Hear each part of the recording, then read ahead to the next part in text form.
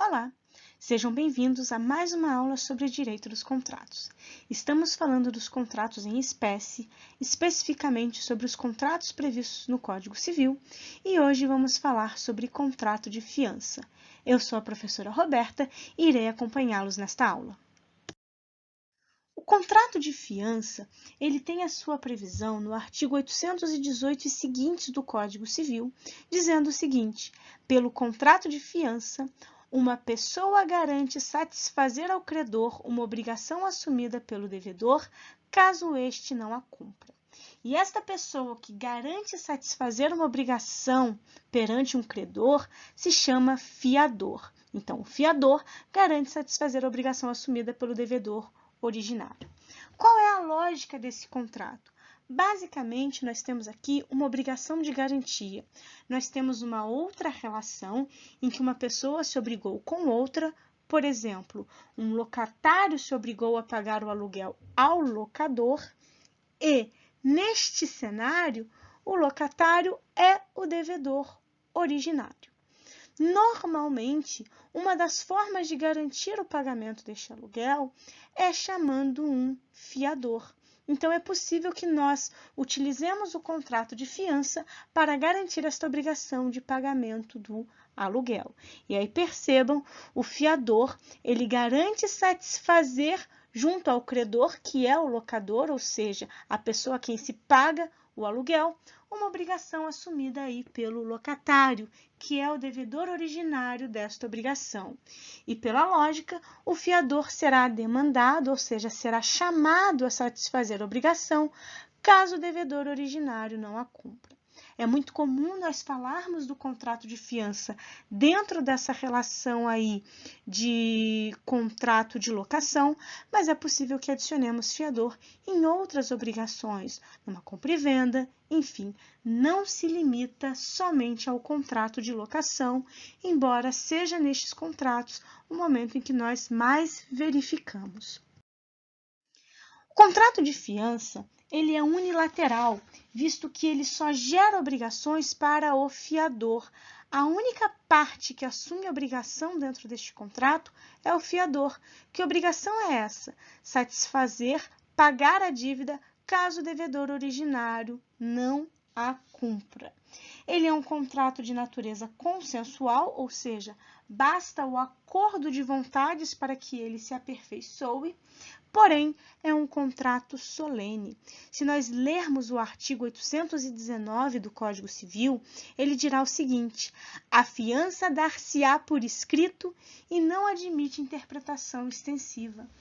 Quando o artigo 819 diz que a fiança dar-se-á por escrito, significa que nós só podemos fazer contrato de fiança pela forma escrita, ou seja, ele precisa ser escrito. Não existe contrato de fiança verbal.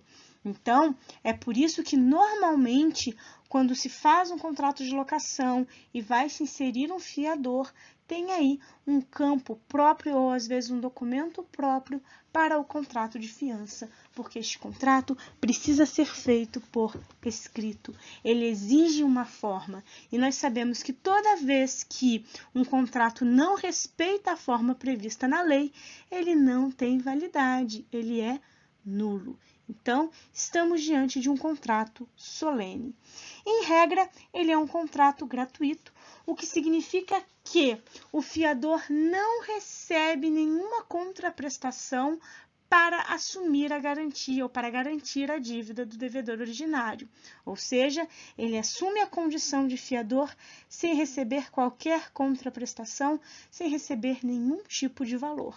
Esta é a regra e normalmente as pessoas aceitam ser fiadoras por conta aí de uma amizade ou por respeito a outra pessoa, enfim. Agora, nada impede que se estabeleça que este contrato será oneroso, ou seja, que seja ajustada uma contraprestação em favor do fiador. Não é a regra, não é comum, mas pode sim ser feito. Além disso, é importante anotar que se trata de um contrato de natureza acessória, ou seja, é um contrato acessório, ele depende de um outro para existir. Então, não existe contrato de fiança sozinho. Nós só vamos ter a figura do fiador ou a figura do contrato de fiança se nós tivermos um outro contrato para ser garantido, um contrato de compra e venda, um contrato de locação. Não existe contrato de fiança por si só, porque ele é um contrato de natureza acessório, ele é um contrato acessório. E é lógico, você só pode garantir a obrigação se houver uma obrigação, ou seja, só faz sentido eu ter um indivíduo na condição de fiador se obrigando a adimplir uma obrigação minha se houver uma obrigação a ser garantida. Então, essa é a lógica do contrato de fiança. E aí a gente lembra que, falando em acessório, ele segue a sorte, ele segue o destino do principal. Logo, se o contrato principal que está sendo garantido for nulo, o contrato de fiança também será nulo.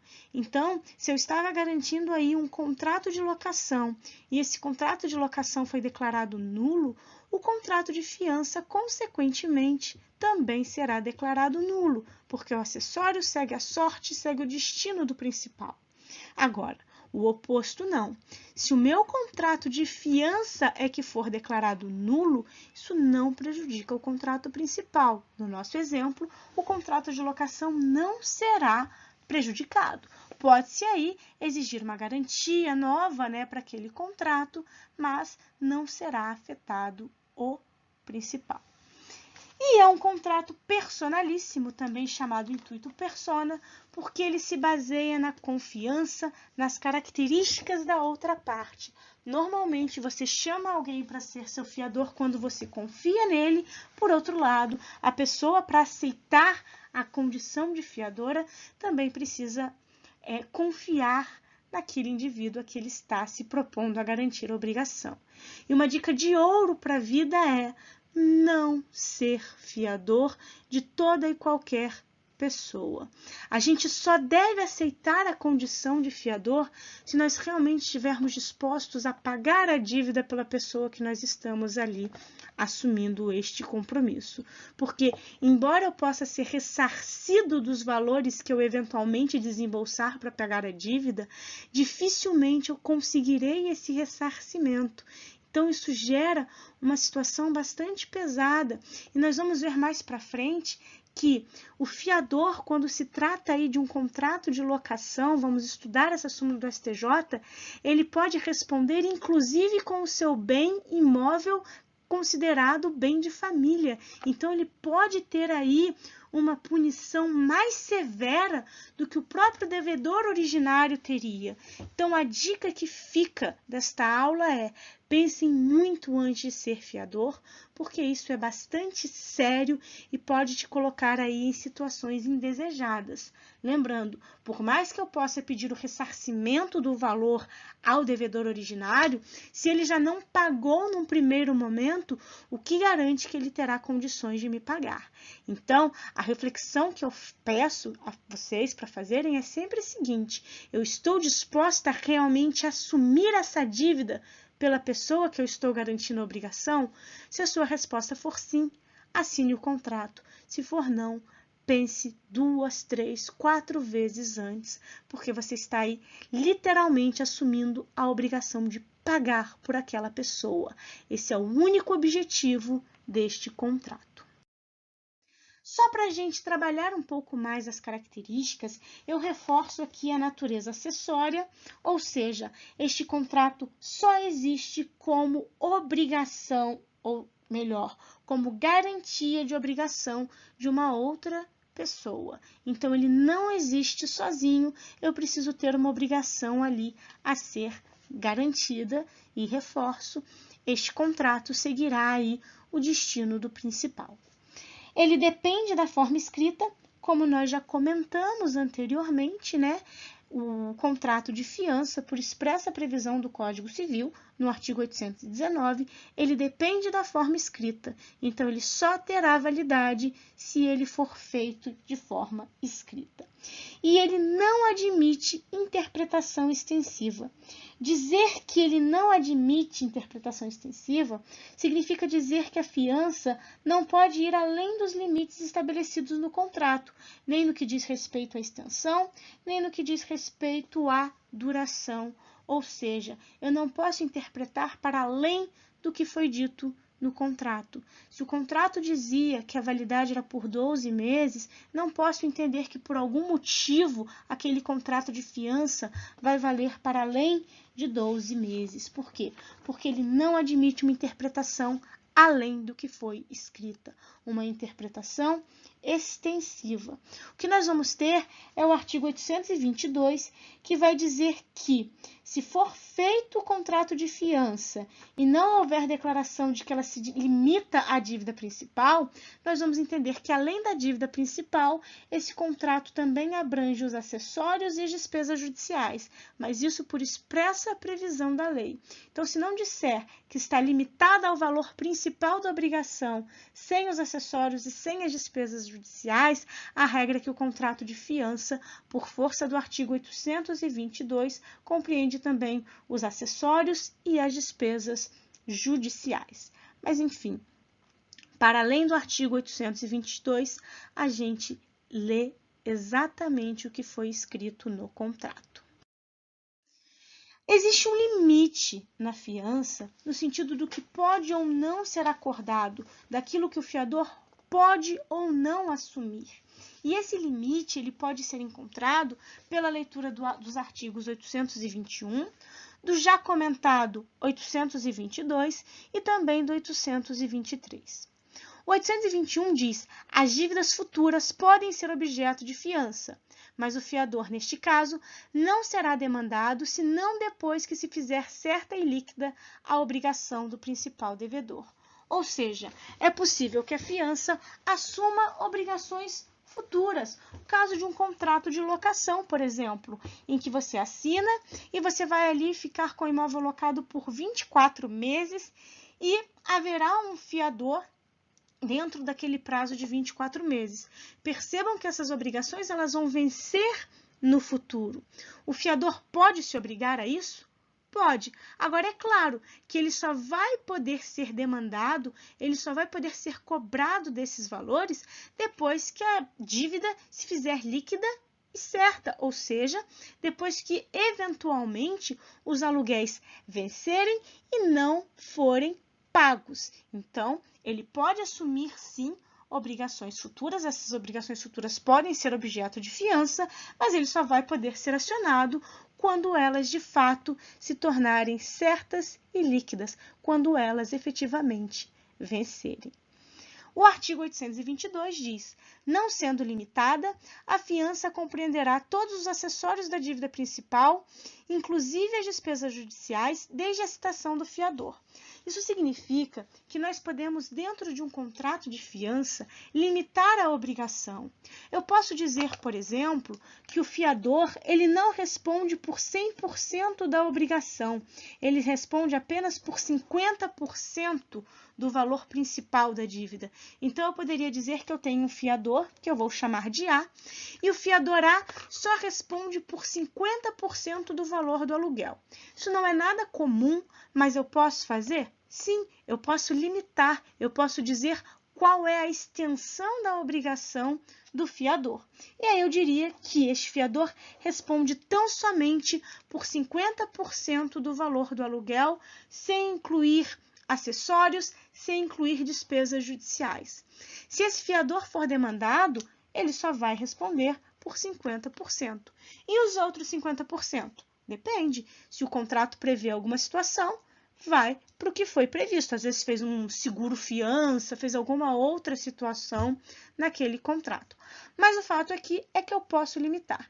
Agora, se eu não limito e se eu digo que aquele fiador ele está garantindo o pagamento do aluguel em determinada locação, e aí eu dou ali todas as informações da locação, sem fazer essa limitação, sem fazer qualquer tipo de restrição à obrigação do fiador, o artigo 822 vai nos dizer o quê?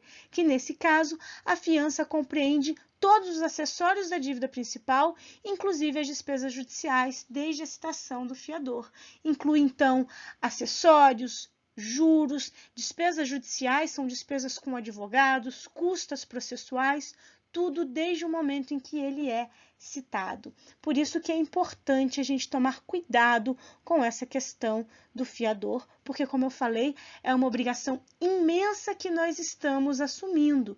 E a gente sabe que, se nós formos demandados, se nós realmente chegarmos a responder por esta dívida, para o pagamento dessa dívida, o nosso patrimônio pode ser utilizado para satisfação da dívida. E aí, repito, se o devedor originário não pagou a dívida quando não tinha juros, quando não tinha multa, quando não tinha despesas judiciais, o que me faz garantir que ele vai pagar para mim, que ele vai ter condições financeiras ou até mesmo vontade de fazer aí o reembolso para mim?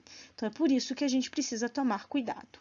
E aí vem o artigo 823, contornando, tratando um pouco do que eu já falei, que é o seguinte: a fiança pode ser de valor inferior ao da obrigação principal e contraída em condições menos onerosas e, quando exceder o valor da dívida ou for mais onerosa que ela, não valerá senão até o limite da obrigação afiançada.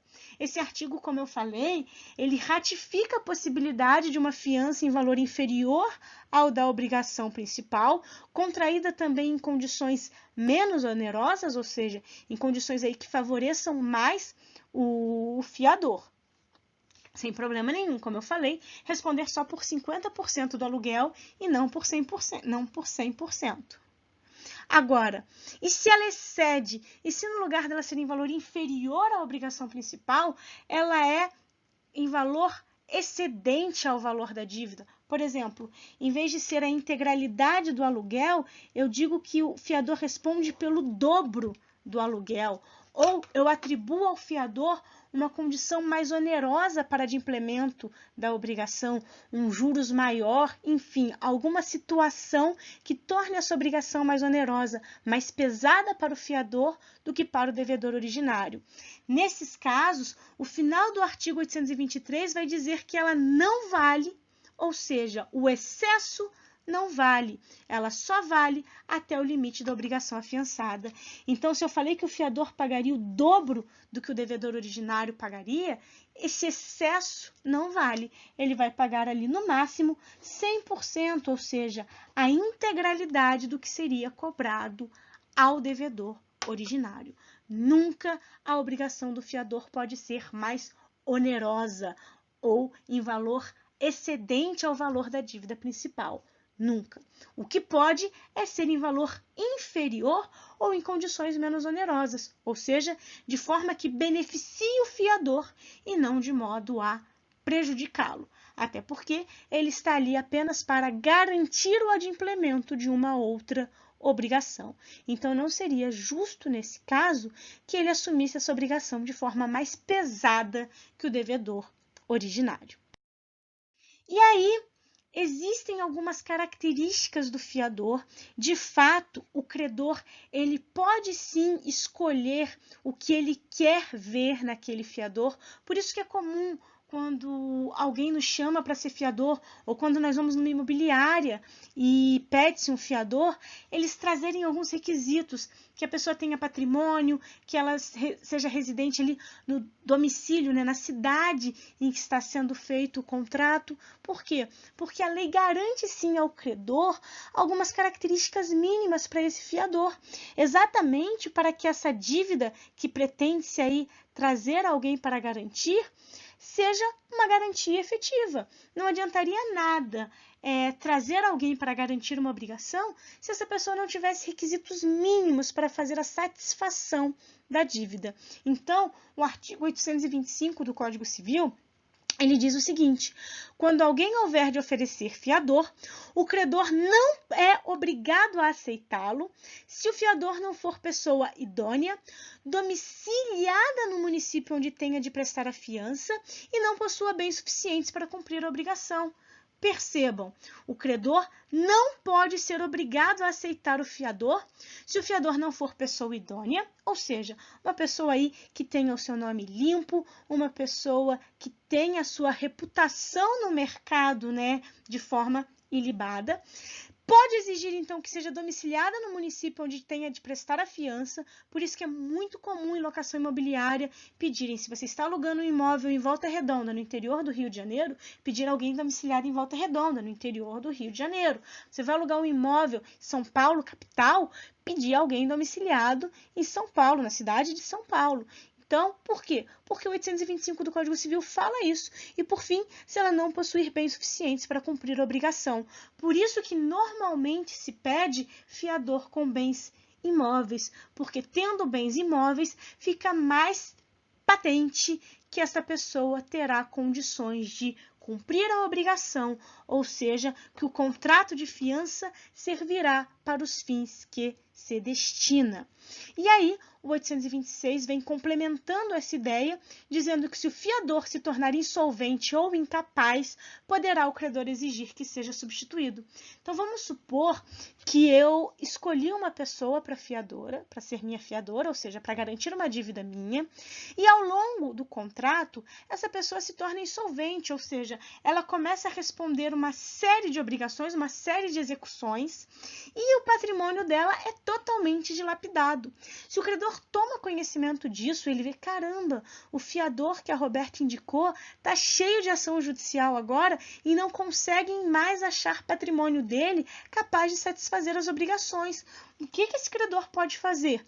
Ele pode exigir a substituição do fiador, ou seja, que haja a apresentação de um novo fiador idôneo, domiciliado no município em que a fiança deva ser prestada e que possua bens suficientes para cumprir a obrigação, porque esse que havia sido indicado não serve mais para o que se pretende. E aí o ponto principal e um dos assuntos mais comentados dentro do contrato de fiança é que, de acordo com o artigo 827 do Código Civil, o fiador demandado pelo pagamento da dívida tem direito a exigir, até a contestação da lide, que sejam primeiro executados os bens do devedor. Ou seja, este artigo nos diz que, em regra, existe o que nós chamamos de benefício de ordem ou benefício de execução. O que é este benefício? É o benefício, a possibilidade que o fiador tem de, ao ser demandado, dizer o seguinte: Excelência, por favor, antes de adentrar no meu patrimônio, antes de fazer a execução ou a cobrança da dívida pelo meu patrimônio, eu quero que sejam executados os bens do devedor. No caso nosso, em que estamos usando o exemplo do contrato de locação, que primeiro sejam executados os bens do locatário. E aí o parágrafo único diz o seguinte: o fiador que alegar o benefício de ordem, ou seja, que alegar que deseja primeiro ver executado os bens do devedor, deve nomear bens do devedor, citos no mesmo município, livres e desembargados, quantos bastem para solver o débito. Ou seja, é obrigação, no entanto, do fiador fazer a apresentação dos bens que podem ser utilizados para satisfação do débito e que sejam aí de titularidade do devedor originário. Então, o fiador, ele em regra, tem esse benefício de ordem, também chamado de benefício de execução, em que ele pode exigir que primeiro se executem os bens do devedor para só depois executarem os bens dele, ou seja, do fiador. No entanto, se ele for demandado e alegar este benefício, ele tem que nomear bens do devedor que estejam no município e que sejam aptos a responder pela dívida, ou seja, que estejam ali livres e desembargados, que já não estejam respondendo uma outra dívida. Agora, embora exista essa regra de que primeiro se executa os bens do devedor originário e depois os do fiador, existe uma forma de afastar este benefício. Embora sejam exceções, previstas aí no artigo 828, na prática, é praticamente zero o número de contratos que a gente vê sem que traga uma das exceções do 828. Ou seja, na maioria das vezes, o próprio contrato de fiança já afasta esse benefício de ordem e afasta esse benefício amparado na legislação. Ou seja, o 828 diz o seguinte: não aproveita este benefício ao fiador. Em outras palavras, o fiador não terá direito ao benefício de ordem, ou seja, não poderá ver primeiro executados os bens do devedor. Em quais hipóteses? Nas 3 hipóteses aí do 828, que na verdade nós temos 4 situações. Primeiro, se ele o renunciou expressamente. É possível que no contrato de fiança, que nós já vimos tem que ser feito por escrito, venha dizendo que o fiador, neste ato, renuncia ao benefício de ordem, ou seja, ele abre mão ao benefício de ordem. E se tem essa cláusula, se tem essa previsão no contrato, significa que não é preciso respeitar a ordem de primeiro executar os bens do devedor e depois executar os bens do fiador. Porque se ele renunciou ao benefício de ordem no contrato, pode sim primeiro tentar executar os bens do fiador. Então, o primeiro passo é renunciar ao benefício de ordem, que vem lá numa cláusula, como eu falei. O fiador, neste ato, renuncia ao benefício de ordem ou renuncia ao benefício de execução. Se fez isso, ele não vai poder depois exigir que primeiro se executem os bens do devedor. Esse inciso 1 do 828 é extremamente comum. O inciso 2, se obrigou como principal pagador ou devedor solidário. Obrigar o fiador como devedor solidário é outra cláusula extremamente comum nos contratos de fiança. Diz o quê? Diz que o devedor e o fiador são solidariamente responsáveis pelo pagamento da dívida. Dizer que eles são solidariamente responsáveis significa dizer que eles respondem pela integralidade da dívida na modalidade aí de devedor solidário. Lembrando que quando nós temos devedores solidários, significa que a dívida pode ser exigida na integralidade de um ou de outro devedor à escolha do credor. Nesse caso, então, mais uma vez, estamos afastando o benefício de ordem, dando a oportunidade do credor escolher se ele quer executar primeiro o devedor originário ou se ele quer executar primeiro o fiador. Ou até mesmo colocar os dois no polo passivo da ação para que eles respondam conjuntamente, né? Então, inserir como devedor solidário é outra questão muito comum dentro do contrato e, mais uma vez, o fiador, nessas situações, não poderá exigir o benefício de ordem. Ou vem constando no contrato que o fiador se obriga como principal pagador. Também, nesse caso, não vai poder exigir o benefício de ordem. E, por fim, o último inciso, se o devedor for insolvente ou falido. Ou seja, se o devedor originário, se o devedor principal, ele for insolvente ou falido, ou seja, ele tiver aí mais passivo do que ativo, as obrigações, as dívidas deste devedor já superam ali o que ele tem de crédito, o que ele tem de patrimônio. O credor, comprovando esta situação, também pode primeiro demandar o fiador, sem que o fiador possa alegar o benefício de ordem. E como é que o credor faz isso? Ele junta, por exemplo, uma série de processos que correm contra o devedor e que mostram que o devedor não tem mais patrimônio, penhoras online insuficientes, pesquisas, né, de imóveis e de imóveis, de bens móveis, que também retornam sem resultado. Ou seja, o credor traz ali elementos para convencer o juiz de que o devedor é insolvente ou ele já é falido, que ele não tem como satisfazer as suas obrigações. E aí, mais uma vez, o fiador responde sem poder alegar o benefício de ordem. Então, só para a gente sintetizar o que foi dito, benefício de ordem está previsto no artigo 827 e diz que o fiador demandado pelo pagamento da dívida pode exigir a execução, em primeiro lugar, dos bens do devedor. Este benefício também é chamado de benefício de execução. Porém, existem exceções a essa regra, a este benefício, ou seja, situações em que o fiador pode sim ser demandado em primeiro lugar ou ser demandado aí em conjunto com o devedor originário. E essas situações estão previstas no artigo 828.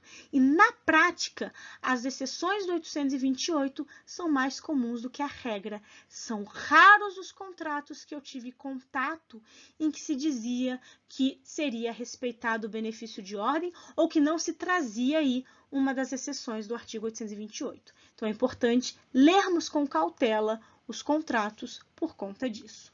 E aí, lembrando que se o fiador puder alegar o benefício de ordem, ele tem que nomear aí os bens do devedor que são suficientes para a satisfação da dívida. O Código de Processo Civil também fala sobre isso, então vamos ver um pouquinho sobre isso.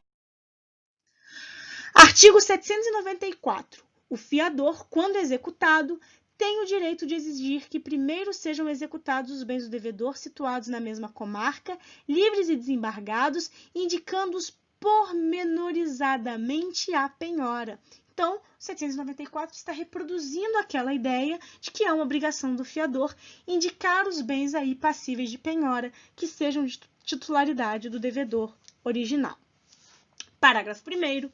Os bens do fiador ficarão sujeitos à execução se os do devedor, situados na mesma comarca que os seus, forem insuficientes à satisfação do direito do credor.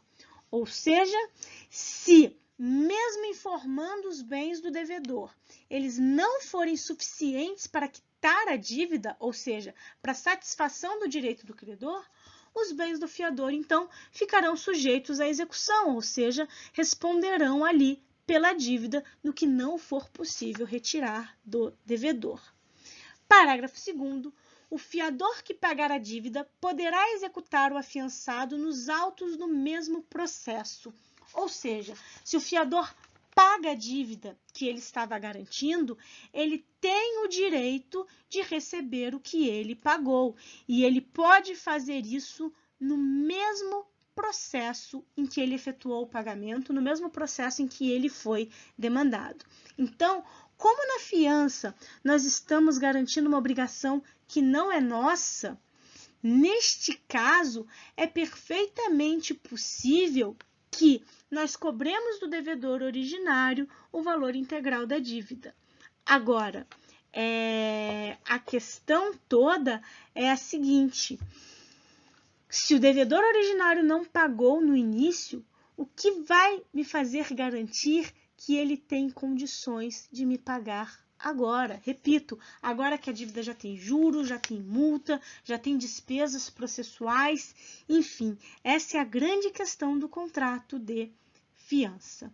E o parágrafo 3º, o disposto no caput não se aplica se o fiador houver renunciado ao benefício de ordem. Ou seja, se houve renúncia ao benefício de ordem em qualquer uma das situações que nós estudamos anteriormente, ele não vai poder pedir que primeiro se executem os bens do devedor originário. Óbvio, a renúncia a este benefício ou o fato de você se obrigar solidariamente é exatamente para que você não possa indicar os bens do devedor inicialmente, ou seja, para que você responda junto ou responda em primeiro lugar. Então, se houve renúncia ao benefício de ordem, se você afastou no contrato o benefício de ordem, você não pode se utilizar aí do artigo 794. E só para a gente completar essa ideia, o fiador, ele pode executar o afiançado nos autos do processo, ele pode exigir do afiançado o valor integral da dívida, porque tecnicamente ele não tinha obrigação. A obrigação de pagar o aluguel, usando de novo o exemplo do contrato de locação, era do locatário. Então, tecnicamente, o locatário tem a obrigação de pagar o aluguel e, se ele não paga, ele tem a responsabilidade, ele responde por aquele pagamento. O fiador, ele não tinha essa obrigação originária, mas ele assumiu a responsabilidade pelo pagamento quando ele garantiu aquela obrigação. Então, este é um caso que a gente fala que existe responsabilidade sem obrigação, né? É o famoso Haftung sem o Schuld, né? Que eles usam essas palavras alemãs para dizer aí nada mais do que a responsabilidade sem a obrigação. E aí, isso é uma informação que às vezes também é mencionada, a fiança como uma responsabilidade sem ter a obrigação, e por conta disso, eu posso exigir a integralidade da dívida do devedor originário. É possível que eu indique só um fiador, ou seja, que o meu contrato tenha apenas um indivíduo garantindo a minha obrigação, garantindo a obrigação de um terceiro, garantindo a obrigação do credor, ou é possível que nós tenhamos uma pluralidade de fiadores, ou seja, mais de um fiador garantindo a mesma obrigação. E aí o artigo 829 e os artigos que o sucedem vão falar um pouquinho de como funciona um contrato de fiança em que nós não temos apenas um fiador, mas nós temos aí mais de um fiador. Ele diz o seguinte, o 829 do Código Civil. A fiança conjuntamente prestada a um só débito por mais de uma pessoa importa o compromisso de solidariedade entre elas se declaradamente não se reservarem o benefício de divisão. Ou seja, se eu tenho aí, vou usar novamente o contrato de locação, um contrato de locação em que nós temos dois fiadores e o contrato não faz nenhum tipo de divisão de como esses fiadores vão responder, significa que eles respondem de forma solidária. Então, o fiador A e o fiador B, ambos aí garantindo a mesma obrigação, sem que o contrato preveja algo diferente, eles estão solidariamente obrigados, o que significa que, em havendo a necessidade de acionar o fiador, é possível acionar só o fiador A, só o fiador B, ou então colocar os dois no polo passivo, porque, sendo ele solidário, qualquer um deles pode responder sozinho pela integralidade da dívida e depois aquele que pagar se resolve aí com aquele que não efetuou o pagamento. Porém, é possível também que nós façamos a divisão da obrigação. Então, eu coloco o devedor A, eu coloco o fiador A e o fiador B e eu divido a obrigação deles, dizendo que o A vai responder por 50% da obrigação que está sendo garantida e o B pelos outros 50%. Nesse caso, se nós fizermos a divisão, o parágrafo único diz que, estipulado este benefício, ou seja, estipulado o benefício de divisão, cada fiador responde unicamente pela parte que, em proporção, lhe couber no pagamento. Então, nesse caso, se eu fiz a divisão, A só responde pela metade da dívida e B só responde pela outra metade da dívida. Lembrando que aqui nós estamos falando dos efeitos da fiança entre os fiadores, entre a pluralidade de fiadores. Eu não estou mais falando das obrigações em termos aí em comparação com o devedor originário. Eu estou falando dentro da própria fiança, dentro do próprio contrato de fiança. Então, anteriormente nós estávamos falando da obrigação do fiador com relação ao devedor originário, agora nós estamos falando aí de pluralidade de fiadores, como se organiza caso eu tenha mais de um fiador. E aí, o 830 diz que cada fiador pode fixar no contrato a parte da dívida que toma sob sua responsabilidade, caso em que não será por mais obrigado. Ou seja, no contrato você define, então, quanto cada um dos fiadores vai responder. Embora, normalmente, não se faça essa divisão e os fiadores sejam solidários. Quando a pessoa é casada, tem a necessidade aí de autorização do cônjuge e normalmente coloca os dois como fiadores, eles são fiadores solidários. Mesmo quando pede dois fiadores distintos, indica os dois fiadores e eles são solidários. Mais uma vez, são raras as situações em que há essa divisão aí proporcional de quanto cada um dos fiadores vai. E aí volta o ponto que eu havia comentado anteriormente, né? Que são alguns efeitos da fiança no que diz respeito ao pagamento da dívida pelo fiador. Ou seja, o fiador paga a dívida. O que acontece com ele? Ele não pode cobrar o devedor originário ou ele pode cobrar? Como é que funciona? E aí o artigo 831 responde isso para a gente. Ele diz o seguinte: o fiador que pagar integralmente a dívida fica subrogado nos direitos do credor, mas só poderá demandar a cada um dos outros fiadores pela respectiva cota. Ou seja, como a fiança revela um caso de responsabilidade sem obrigação, o fiador ele pode sim exigir a dívida do credor. Ele fica subrogado ali nos direitos do credor. Então, só organizando, porque eu cometi um pequeno equívoco. O fiador que paga integralmente a dívida, ele fica subrogado nos direitos do credor, ou seja, ele pode cobrar do devedor, nas condições ali necessárias, a satisfação da integralidade da dívida. Então, se ele pagou R$10.000 a título de aluguel vencido, ele pode cobrar estes R$10.000 do devedor originário. Agora, se ele for demandar os outros fiadores, vamos supor que nós tínhamos 2 fiadores e um pagou sozinho. Ele só vai poder demandar os outros fiadores de acordo aí com a sua respectiva cota. Então, se nós tínhamos 2 fiadores solidariamente obrigados, ele vai poder demandar o outro fiador ali no montante de 50%. Se foi feita uma divisão de obrigação e o fiador estava obrigado, o que não pagou, estava obrigado só a 25%, ele só vai poder cobrar 25%. Então, lembrando, quando se fala do devedor originário, o fiador pode cobrar o valor integral.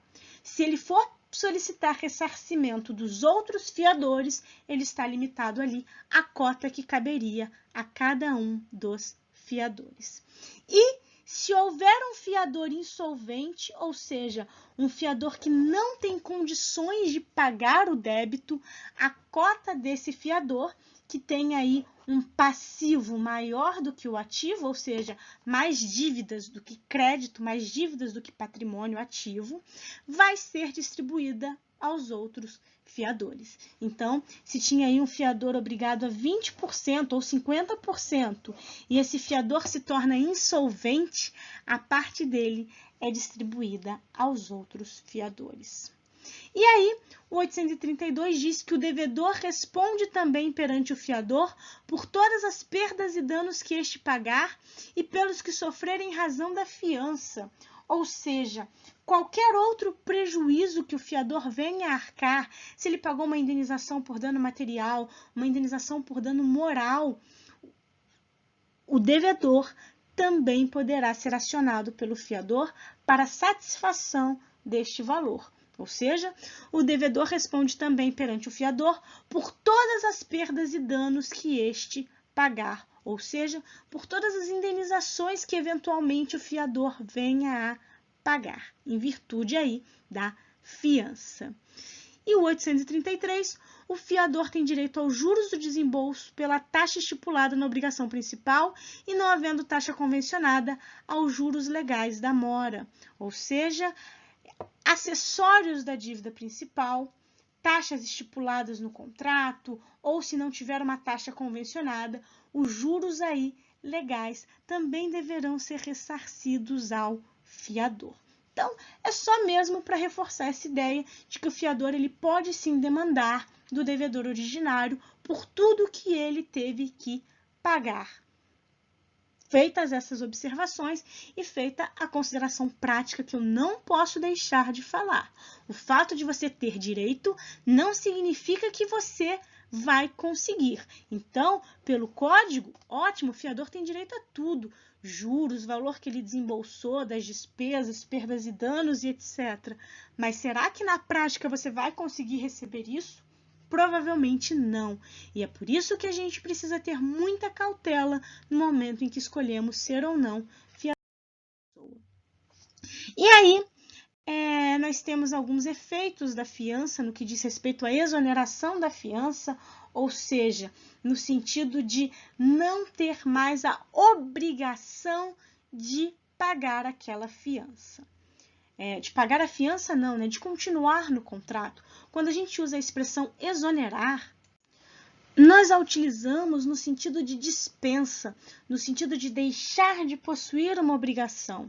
Então, quando a gente fala que o fiador pode exonerar-se da fiança, significa que ele pode deixar de ter esta obrigação de prestar a fiança.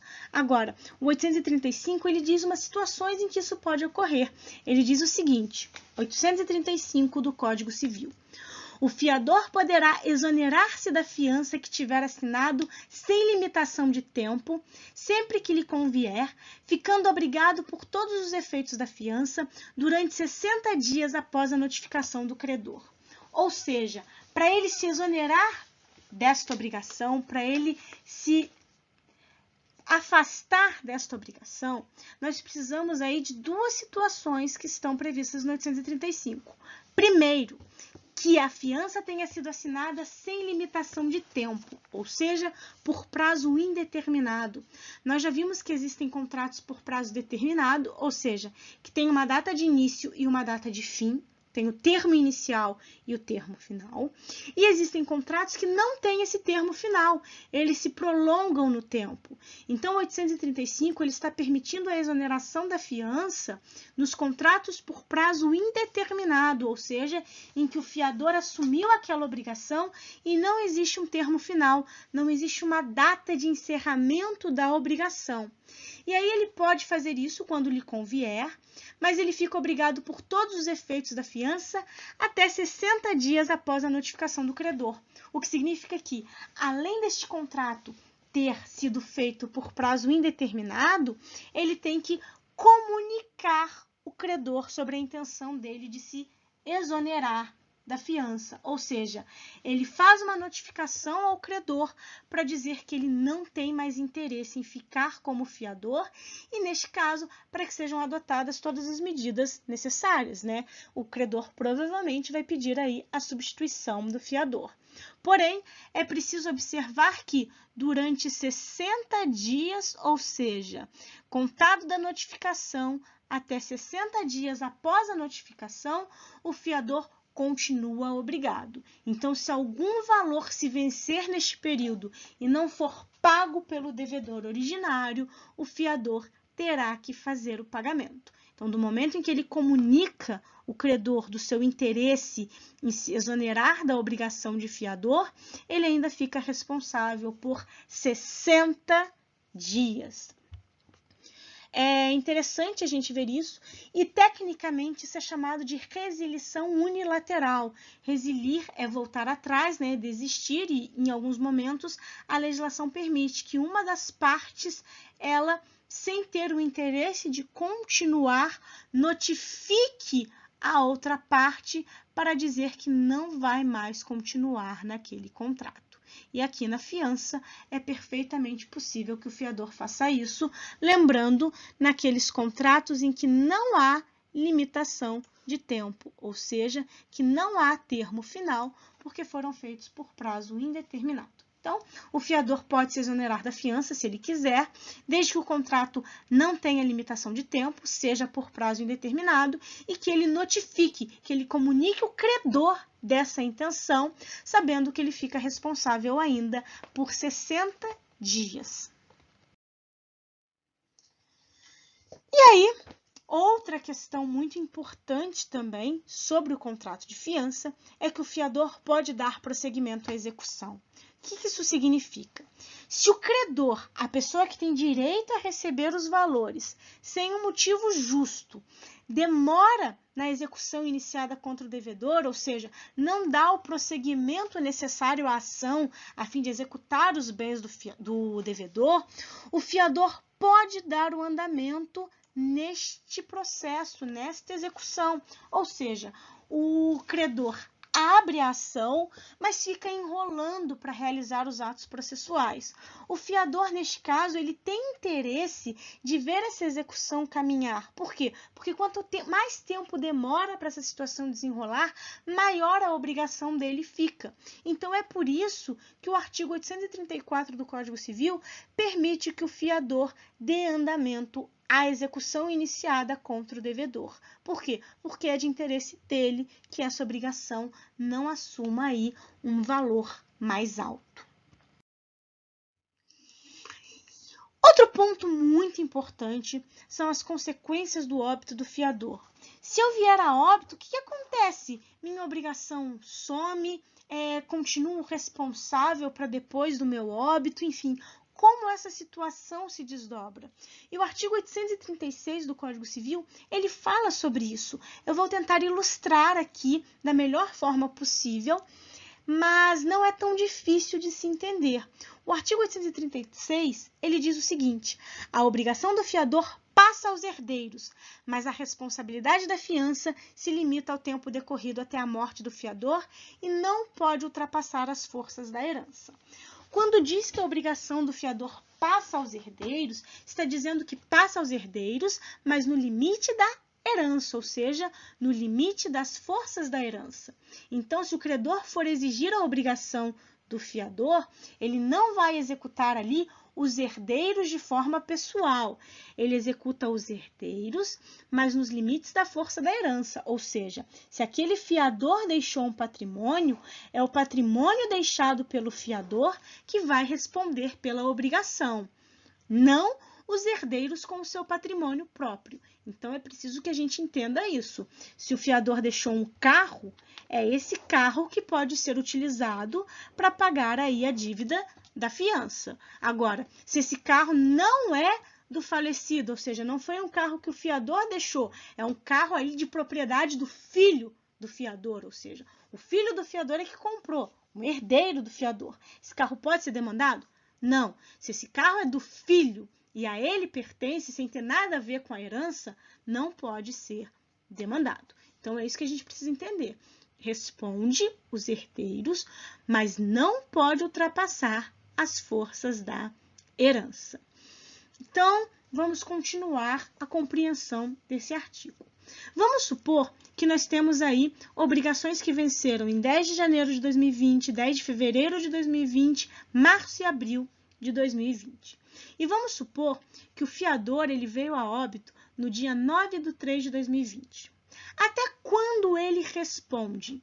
Enfim, como disse o artigo, a responsabilidade da fiança se limita ao tempo decorrido até a morte do fiador.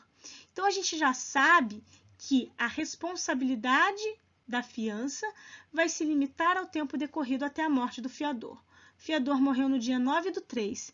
Então, se a gente traçar uma linha, a responsabilidade do fiador será das parcelas de 10 de janeiro de 2020 e 10 de fevereiro de 2020, que são obrigações vencidas antes do óbito. Com o óbito, essa obrigação se extingue. Então, aquela parcela que se venceu em 10/3 de 2020 e 10/4 de 2020 não podem ser exigidas do patrimônio do fiador. Por quê? Porque são obrigações vencidas após o óbito. E o artigo 836 disse: a responsabilidade da fiança se limita ao tempo decorrido até a morte do fiador. Então, a herança do fiador só responde por aquilo que se venceu antes de sua morte. Então, nesse caso aqui, só responde pelo aluguel, pressupondo, que estamos falando de um contrato de locação, vencido em 10 de janeiro de 2020 e 10 de fevereiro de 2020, porque até aí não havia ocorrido o óbito. O que venceu depois, o patrimônio dele não responde mais, porque este contrato foi extinto. E lembrando, os herdeiros respondem aí no limite da herança. Então, se esse fiador não deixou patrimônio nenhum, não deixou bens, o credor vai tomar aí prejuízo, a não ser que ele consiga receber o valor do devedor originário. Agora, se o fiador deixou patrimônio, o credor poderá buscar, através deste patrimônio deixado, a satisfação aí das obrigações que se venceram antes do óbito. Então, é isso que diz o artigo 836. Existem várias formas do contrato de fiança se extinguir. Como todo contrato, a principal forma, e a forma que todos esperam, é pelo cumprimento das obrigações. Então, cumpridas todas as obrigações do contrato principal, a fiança será extinta. Então, é uma locação por prazo determinado, encerrou-se aquele prazo de locação com a devolução do imóvel, o contrato de fiança é extinto porque todas as obrigações foram satisfeitas. Mesma coisa, se houver fiança em algum pagamento de valores, enfim, feita a satisfação da dívida, nada mais se fala no contrato de fiança, ele é extinto também em decorrência da extinção do principal.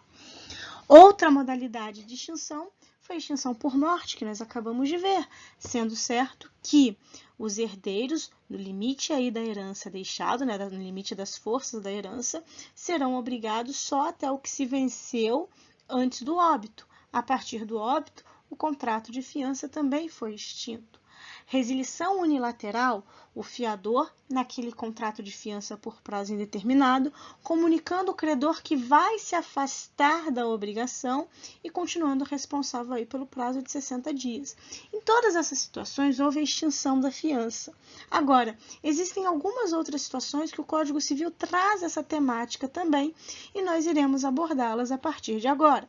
Lembrando que nós não estamos falando de um rol taxativo, ou seja, não estamos falando de situações aí exclusivas, então é possível que a fiança se extingua por outros motivos também. Eu estou trazendo aqui os que são mais comuns e mais abordados. Primeiro artigo 366 do Código Civil. Importa a exoneração do fiador a novação feita sem seu consentimento com o devedor principal. A novação é uma forma de extinção das obrigações e, basicamente, é a extinção por meio da contração de uma nova obrigação. Em síntese, as partes ajustam uma nova dívida, ajustam uma nova obrigação para extinguir e substituir uma obrigação anterior. Então, nesse caso, se ocorrer a novação sem o consenso, do fiador, haverá a extinção da fiança. Ele não terá que garantir essa nova obrigação que foi gerada para extinguir uma anterior. Isso está no artigo 366 do Código Civil.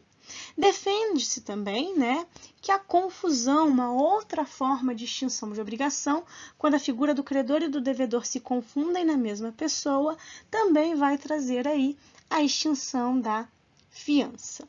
Especificamente, dentro dos artigos que tratam da fiança, nós temos o 837, 838 e 839, que vão dizer o seguinte: 837. O fiador pode opor ao credor as exceções que lhe forem pessoais e as extintivas da obrigação que competem ao devedor principal, se não provierem simplesmente de incapacidade pessoal, salvo o caso do mútuo feito à pessoa menor. O que isso significa? Significa dizer que exceções que o devedor poderia arguir também podem ser arguidas pelo fiador. Então, se tem uma questão de nulidade, se tem uma questão de prescrição, ou mais especificamente, algum vício de consentimento, o devedor poderia arguir ali que ele foi coagido a assinar aquele contrato, que ele foi forçado a assinar aquele contrato.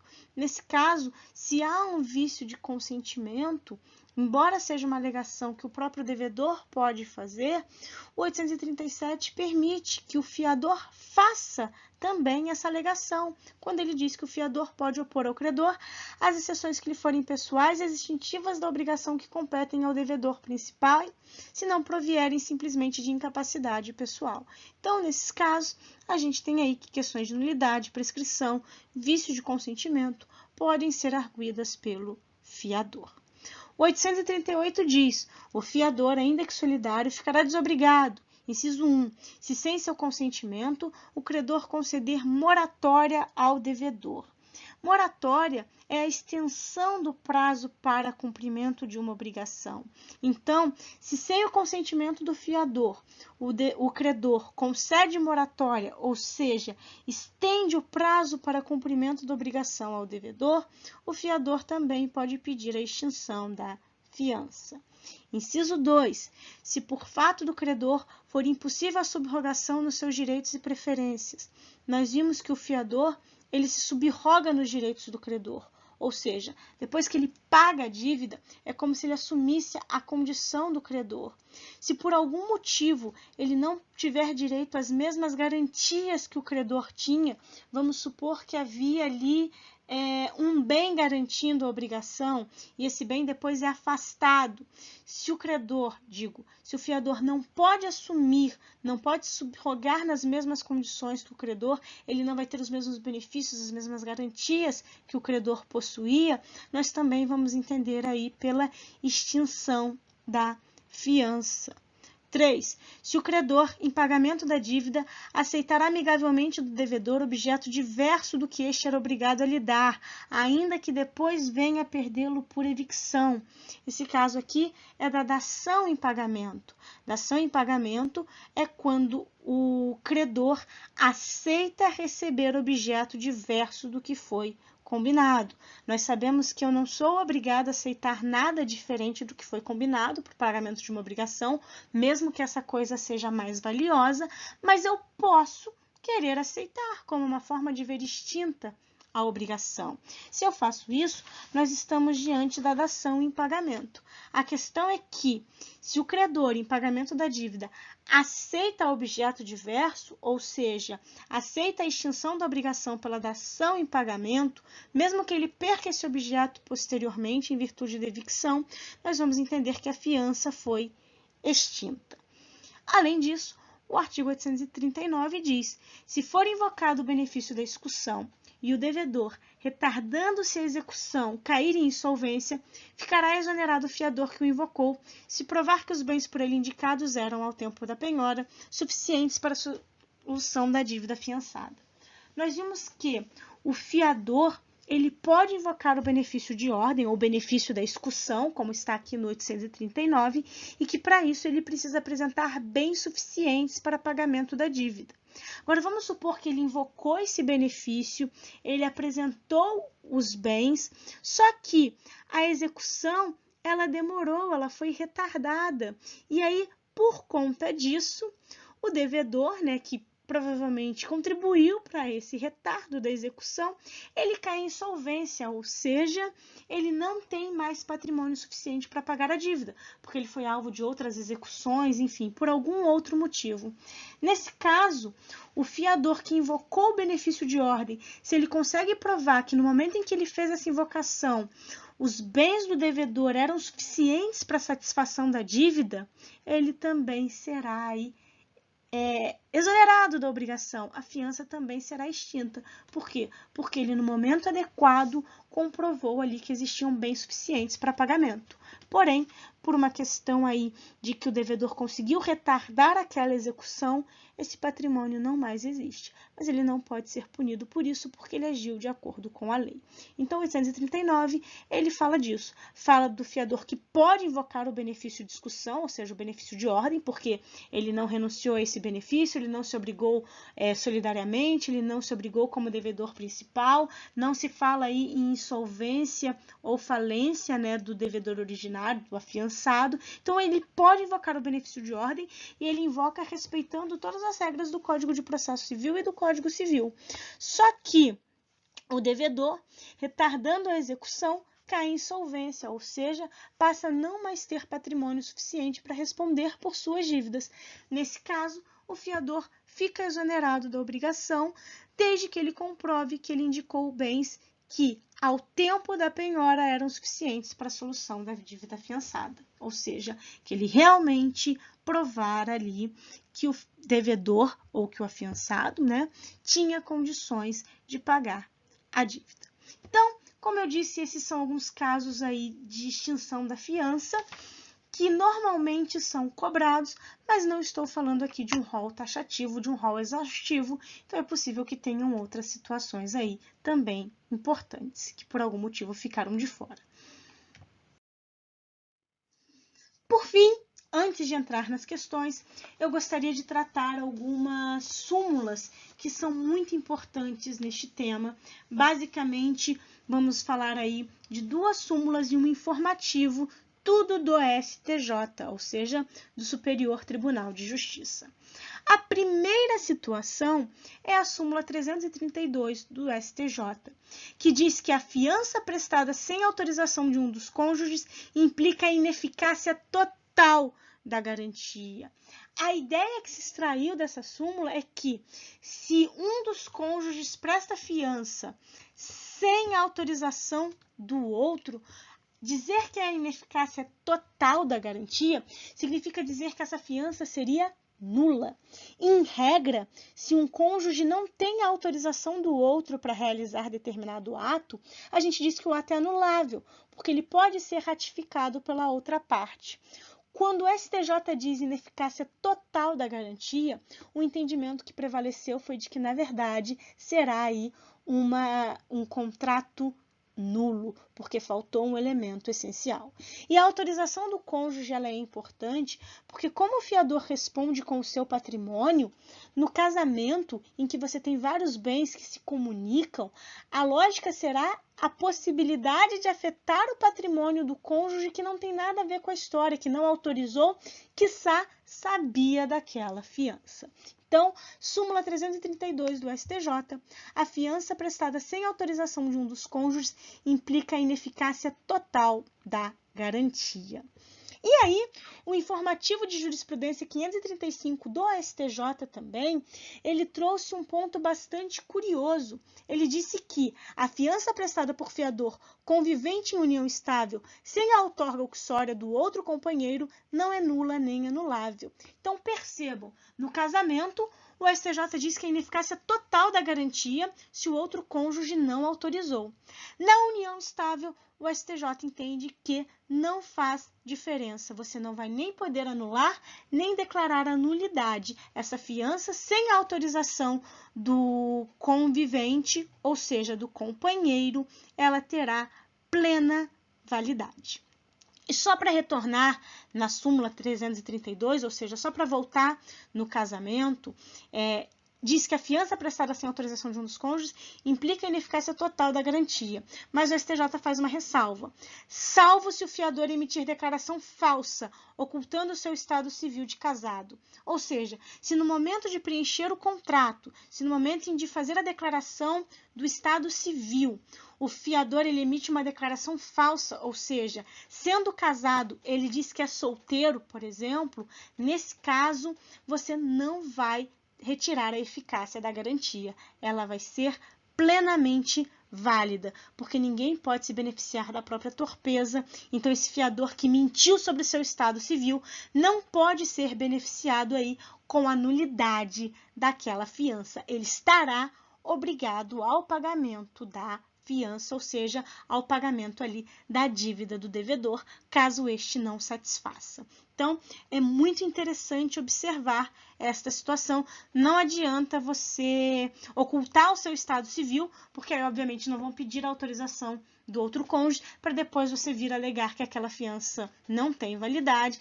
porque isso seria tentar se beneficiar da própria torpeza, e o STJ já enfrentou este assunto. Então, se você é casado e pretende ser fiador, vai necessitar da autorização do outro cônjuge para que dê validade a esta fiança. E, por fim, a súmula que faz com que eu traga ainda mais reflexão a vocês sobre aceitar a fiança ou não, é uma súmula extremamente contestada. Às vezes sai uma decisão ou outra afrontando esta súmula, mas ainda é uma posição aí com muita força no nosso ordenamento jurídico. A súmula 549 do STJ, que diz o seguinte: é válida a penhora de bem de família pertencente a fiador de contrato de locação. É válida a penhora de bem de família pertencente a fiador de contrato de locação. Ou seja, se você assume a posição de fiador dentro de um contrato de locação, o imóvel que você colocou lá no contrato é o seu único imóvel utilizado para sua residência e da sua família, ou seja, é um bem de família. Este imóvel poderá ser penhorado para satisfação da dívida sua como fiador. E a gente se pergunta, mas e o do devedor originário? E o do locatário? O do locatário não, porque em regra, o bem de família é impenhorável. Então, do devedor originário, o bem de família não vai poder ser executado, mas o do fiador pode. E aí, por muito tempo, e ainda se discute o quanto isso seria absurdo, porque aqui o fiador está tendo uma responsabilidade maior do que a do devedor originário. E o que prevalece é que essa súmula tem validade sim, porque o fiador, quando assumiu a condição de fiador, ele sabia disso e ainda assim ele optou por entrar naquele contrato por garantir aquela obrigação. Então, ele estava consciente, livre, sabendo da extensão da sua obrigação e por isso é válida a penhora, ainda que o único bem que ele tenha seja um imóvel aí bem de família, se nós estivermos falando de um contrato de locação. Então, aqui nós temos mais um argumento para que a gente evite ser fiador de pessoas que não nos são caras, de pessoas em que nós não estamos dispostas a realmente satisfazer a dívida, porque essa súmula é bastante pesada e ela ainda encontra aplicabilidade no nosso ordenamento.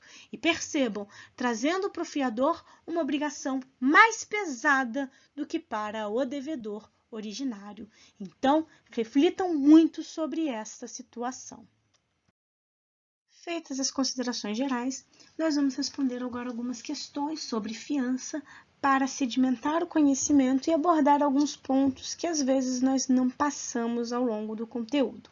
A primeira questão que nós temos é a seguinte: sobre os contratos em espécie, assinale a alternativa correta. Alternativa A. Ao contrário da garantia real, a fiança é a garantia pessoal, em que o fiador se obriga ao cumprimento de obrigação de terceiro, podendo as partes estipular a solidariedade entre fiador e o afiançado, embora a regra seja a subsidiariedade. B. A locação de imóveis urbanos, incluindo-se locação de bens públicos, estabelecimentos comerciais e shopping center, é regida pela Lei nº 8.245, de 1991, ao passo que as disposições do Código Civil se aplicam à locação de bens móveis. C. O locador responde pelos vícios existentes na coisa locada no momento da celebração do contrato e pode o locatário enjeitá-la ou pedir abatimento proporcional do valor do aluguel, desde que comprove sua má-fé. C. Tratando-se de contrato acessório, o contrato de fiança impõe o consentimento do devedor, porque é o devedor quem o indica ao credor. E. O contrato de transação atinge somente direitos patrimoniais, inclusive dos entes municipais, que podem, por exemplo, dispor de seus bens conforme o interesse da administração. Leiam essa questão com bastante calma. Na verdade, ela é uma questão que envolve conhecimento sobre fiança, locação e contrato de transação, mas com base no que nós estudamos, dá para entender. Eu vou dar a resposta, quem ainda estiver resolvendo a questão, pause o vídeo. A assertiva correta é a A, que diz o seguinte: ao contrário da garantia real, a fiança é garantia pessoal. De fato, garantia real é aquela em que você tem a vinculação de um bem à satisfação da dívida. Então, por exemplo, no caso de uma hipoteca, em que você coloca um imóvel responsável pelo pagamento da dívida. No caso da fiança, nós estamos colocando uma pessoa como responsável pelo pagamento da dívida. Essa pessoa responde com o seu patrimônio, mas a garantia aí é pessoal, é feita por uma pessoa e não por um bem, como é no caso da garantia real. Teríamos a hipoteca e o penhor como garantia real. Então, a fiança é garantia pessoal, em que o fiador se obriga ao cumprimento da obrigação de terceiro, podendo as partes estipular a solidariedade entre fiador e o afiançado, embora a regra seja subsidiariedade. Fiador, então, é quem assume essa posição de garantir o cumprimento da dívida, e o afiançado é o devedor originário. Nos nossos exemplos mais utilizados aqui é, por exemplo, o locatário. Então, fiador assumiu aí a obrigação deste devedor, né, de garantir a obrigação do devedor, e o afiançado é a pessoa que tem a obrigação garantida. E, de fato, a regra entre fiador e afiançado é a subsidiariedade, é o que nós vimos no benefício de ordem, a possibilidade de primeiro exaurir o patrimônio do afiançado, ou seja, do devedor originário, e depois achatar aí o patrimônio do fiador. Porém, é possível, sim, estipular a solidariedade entre fiador e afiançado. Foi uma das hipóteses que nós vimos de exceção ao benefício de ordem, quando eles se obrigam solidariamente. Então, esta assertiva está correta. Como essa questão envolve outros contratos, como nós já vimos, né, locação, transação, eu vou aqui mencionar artigos importantes sobre o tema. Então, a assertiva B diz: a locação de imóveis urbanos, incluindo-se locação de bens públicos, estabelecimentos comerciais e shopping center, é regida pela Lei nº 8.245, de 1991, ao passo que as disposições do Código Civil se aplicam à locação de bens móveis. Para a gente entender melhor essa assertiva e saber o porquê ela está incorreta, nós precisamos entender o seguinte. Primeiro, o finalzinho dela, quando fala que as disposições do Código Civil se aplicam à locação de bens móveis, está correto. O Código Civil realmente fala de locação de bens móveis. O princípio dessa assertiva, que diz que a locação de imóveis urbanos, incluindo, vou pular essa primeira parte, estabelecimentos comerciais e shopping centers, é regida pela Lei 8.245 de 91, isso também está correto. Mas quando ele fala de locação de bens públicos, ele comete um equívoco. A lei do inquilinato, ela fala sobre locação de imóveis urbanos, sejam eles utilizados para fins residenciais ou não residenciais, que é a finalidade comercial, e fala da locação de shopping center também. Porém, quando a gente fala de locação de bens públicos, o artigo 1º, parágrafo único, a linha A1 desta lei, diz que continuam regidas pelo Código Civil e pelas leis especiais as locações de imóveis de propriedade da União, dos Estados, dos municípios e de suas autarquias e fundações públicas. Ou seja, essa questão de locação de bens públicos não é regida pela Lei do Inquilinato, a Lei 8.245 de 91, por isso que essa assertiva estava aí errada. Então, prestem bastante atenção, porque o restante estava adequado. C. O locador responde pelos vícios existentes na coisa locada no momento da celebração do contrato e pode o locatário enjeitá-lo ou pedir abatimento proporcional do valor do aluguel, desde que comprove sua má-fé. Nesse caso aqui não há necessidade de comprovação de má-fé. O artigo 567 diz o seguinte: se durante a locação se deteriorar a coisa alugada sem culpa do locatário, a este caberá pedir redução proporcional do aluguel ou resolver o contrato, caso já não sirva a coisa para o fim a que se destinava. Então, esse artigo aqui, ele está equivocado, porque, em regra, a gente não tem essa necessidade da má-fé, mas isso é assunto aí também de contrato de locação, em que nós temos um material próprio, não vamos tecer maiores considerações. D. Tratando-se de contrato acessório, o contrato de fiança impõe o consentimento do devedor, porque é o devedor quem o indica ao credor. Tá certo dizer que a fiança é um contrato acessório, mas o curioso aqui é o que nos diz o artigo 820 do Código Civil. Pode-se estipular a fiança, ainda que sem o consentimento do devedor ou contra a sua vontade. Ou seja, quando a alternativa diz que impõe o consentimento do devedor, ela está equivocada, porque o devedor ele indica sim uma pessoa, normalmente dentro da prática, uma pessoa aí para o credor aprovar ou não, mas tecnicamente nós não precisamos disso, porque o 820 diz: pode-se estipular a fiança ainda que sem consentimento do devedor ou até mesmo contra a vontade dele. Quem tem interesse no fiador é o credor. Então, é o credor que vai tomar essa decisão.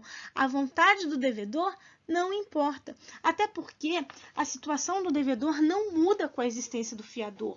O fato de ter um fiador não muda em nada para o devedor. Ele é responsável por aquela dívida, ele é responsável por aquela obrigação nos termos em que ele assumiu no contrato. Então, para ele, tecnicamente, tanto faz se tem um fiador ou não.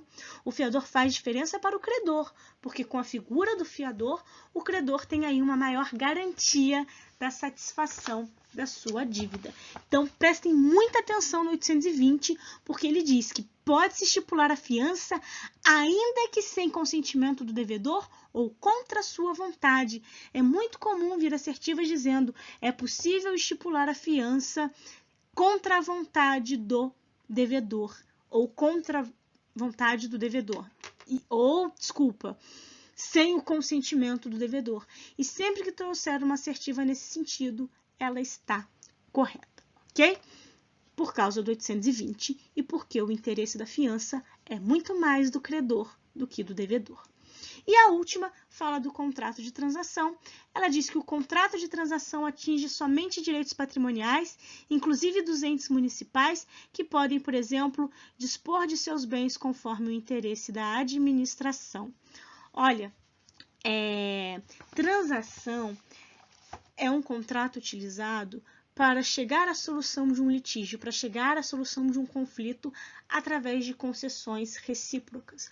É a ideia de um acordo. Fazer uma transação é chegar a um acordo para pôr fim a um litígio. E normalmente a gente chega a esse acordo fazendo as concessões recíprocas. E aí, o artigo 841 do Código Civil, ele diz: só quanto a direitos patrimoniais de caráter privado se permite a transação. Então, quando essa assertiva traz aí interesses públicos, a gente não pode falar em transação. Quando fala de interesse dos entes municipais, de interesse da administração, a transação não pode ser utilizada para este fim, de acordo com o artigo 841 do Código Civil. Então, a alternativa correta era A, mas essa questão aí, ela trouxe uma complexidade um pouquinho maior por trazer questões sobre locação e trazer questões aí sobre fiança que geram não uma certa polêmica, mas geram uma confusão às vezes do candidato, que é a ideia do artigo 820. Vamos para mais uma questão. Com relação ao contrato de fiança regido pelo Código Civil, assinale as afirmativas abaixo. 1. A fiança é uma garantia real que, em caso de insolvência do devedor, determinado bem móvel ou imóvel fica afetado à solução da obrigação. 2. A fiança tem caráter acessório e pode ser estipulada em valor superior ao valor do principal, quando a fiança for onerosa. 3. O benefício de ordem não pode ser invocado no caso de devedor insolvente. 4. No caso de pluralidade de fiadores, a presunção de que o credor pode exigir de todos ou de parte deles o total da dívida. 5. O cônjuge casado sob o regime de separação absoluta de bens não pode prestar fiança sem o consentimento do outro, no entanto, em o fazendo, a fiança será nula. São corretas apenas as afirmativas. E aí vem uma série de possibilidades. Então, aqui a gente precisa ver uma a uma dessas assertivas para saber qual está correta, qual está errada e aí sim descobrir se a resposta adequada é A, B, C, D ou E. Analisem as assertivas, pausem o vídeo que daqui a pouco eu vou dar a resposta. E nessa questão, a resposta correta é a C, porque as assertivas 3 e 4 estão corretas. Vamos aí ver uma a uma para entender o equívoco delas. 1 diz: a fiança é uma garantia real, que, em caso de insolvência do devedor, determinado bem móvel ou imóvel fica afetado à solução da obrigação. Não, nós já vimos que ela é uma garantia pessoal, uma garantia fidejussória. É uma pessoa que se responsabiliza pela satisfação da obrigação e não um bem móvel ou imóvel. Se fosse um bem móvel ou imóvel, de fato, seria uma garantia real, mas não é o caso da fiança. Na questão anterior, nós vimos que ela é uma garantia pessoal. O nosso artigo inicial dizia, né, uma pessoa se obriga, ou seja, garantia pessoal. 2. A fiança tem caráter acessório e pode ser estipulada em valor superior ao valor do principal quando a fiança for onerosa. Não, nós já vimos que ela pode ser estipulada em valor inferior, mas nunca em valor superior. O que for superior, nós vamos aí desconsiderar. 3.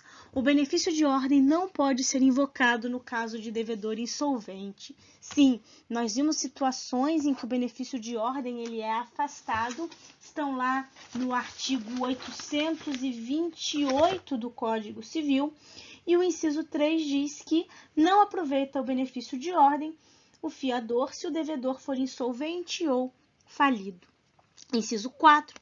No caso de pluralidade de fiadores, há a presunção de que o credor pode exigir de um, de todos ou de parte deles o total da dívida. Isso está correto também, porque o artigo 829 diz que a fiança conjuntamente prestada a um só débito por mais de uma pessoa importa o compromisso de solidariedade entre elas se declaradamente não se reservarem o benefício de divisão.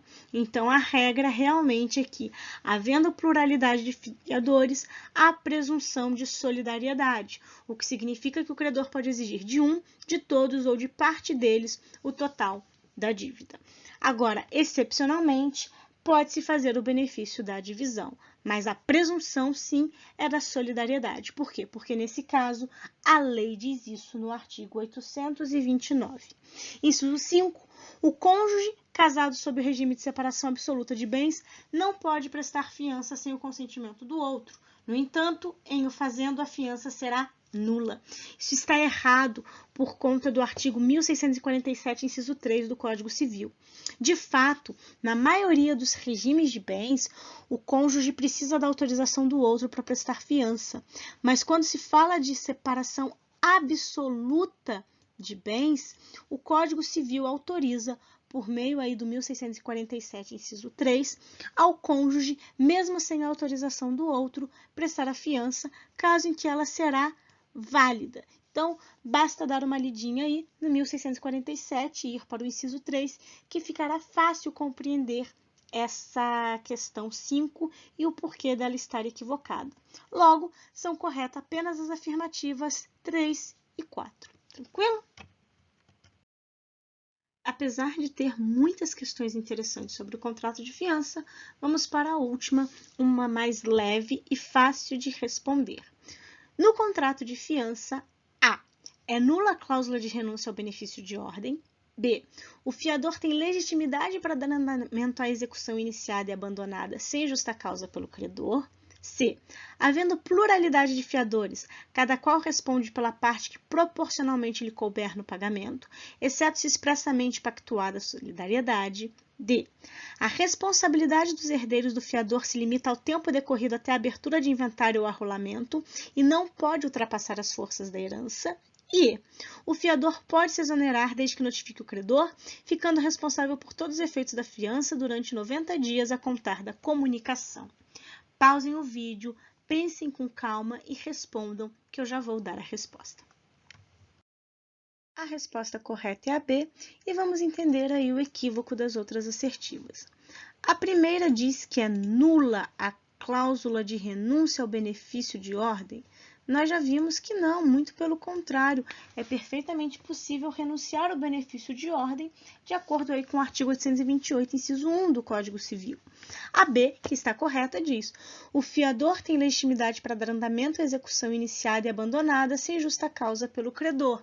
De fato, nós já vimos que é, assim, um interesse do fiador em dar continuidade a essa execução, até para que a obrigação dele não fique mais volumosa. C. Havendo pluralidade de fiadores, cada qual responde pela parte que proporcionalmente lhe couber no pagamento, exceto se expressamente pactuada a solidariedade. É o oposto, né? A regra aqui é que eles respondem solidariamente por força da lei. A lei prevê a solidariedade, né? Lembrando que a solidariedade não se presume, resulta da convenção das partes ou da lei. Nesse caso, a lei prevê a solidariedade e permite que seja pactuada de forma subsidiária, mas a regra é a solidariedade. D. A responsabilidade dos herdeiros do fiador se limita ao tempo decorrido até a abertura de inventário ou arrolamento e não pode ultrapassar as forças da herança. Está errado. Se limita ao tempo decorrido até a morte do fiador. Então, essa questão aqui está errada por conta disso, né? A responsabilidade dos herdeiros do fiador se limita ao tempo decorrido até a morte do fiador e não pode ultrapassar as forças da herança. E o fiador pode se exonerar desde que notifique o credor, ficando responsável por todos os efeitos da fiança durante 90 dias a contar da comunicação. Ele pode se exonerar da obrigação, caso seja aí, né, por prazo indeterminado, mas ele fica obrigado durante 60 dias e não 90 dias. Então, mais uma vez, uma assertiva equivocada, por isso que a B estava correta. Vamos encerrar as questões aqui, espero que não tenha ficado nenhuma dúvida. Então é isso. Espero que tenham entendido um pouco mais o contrato de fiança, que passem a refletir bastante caso sejam chamados a ser fiador. E se tiver ficado qualquer dúvida sobre o assunto, não hesitem em mandar mensagem, mandar e-mail, fazer perguntas, quem sabe até para que façamos aí uma complementação desse vídeo, visto que fiança é um contrato muito comum no dia a dia, um contrato de extrema importância e que traz, sim, inúmeras dúvidas. Então, bons estudos a todos e continuo à disposição para sanar quaisquer dúvidas. Forte abraço!